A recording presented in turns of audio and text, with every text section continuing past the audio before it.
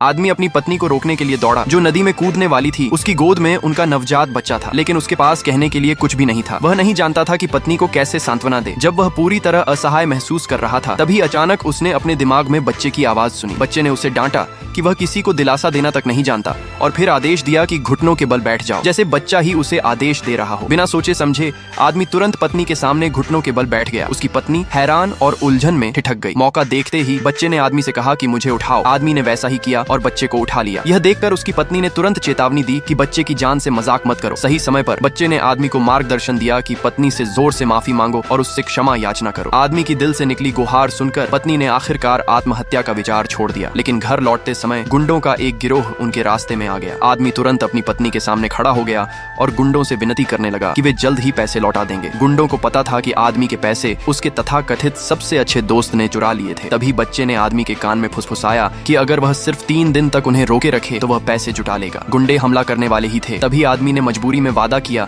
कि वह 3 दिनों में कर्ज चुका देगा। गुंडों ने उसे गंभीर समझकर मान लिया। घर पर पत्नी ने शिकायत की कि सिर्फ 3 दिनों में इतना पैसा इकट्ठा करना असंभव है, लेकिन आदमी ने उसे ढांढस बंधाया और कहा हमारे बच्चे के पास योजना है। फिर उसने अपने बेटे से पूछा कि पैसा कैसे बनाया जाए। बेटा, जिसने पिछला जीवन जिया था और जानता था कि 90 के दशक की अर्थव्यवस्था कितनी तेजी से बढ़ रही है, उसके पास एक विचार था। अपनी पिछली यादों के आधार पर उसे पता था कि वसंत की शुरुआत के बाद एक लोकार्ड दवा फैक्ट्री खुल रही थी और उन्हें कच्चे माल के रूप में बड़ी मात्रा में लोकार्ड की तत्काल जरूरत थी। लेकिन असली खेल तो अब शुरू हुआ है। आखिर बच्चे की रहस्यमयी योजना क्या है? क्या सच में 3 दिनों में सब कर्ज चुकाकर वो अपनी जिंदगी बदल पाएंगे या फिर हालात और बिगड़ जाएंगे? ये जानने के लिए अभी पार्ट 2 जरूर देखना। चैनल को सब्सक्राइब करो और कमेंट में लिखो 3 दिन।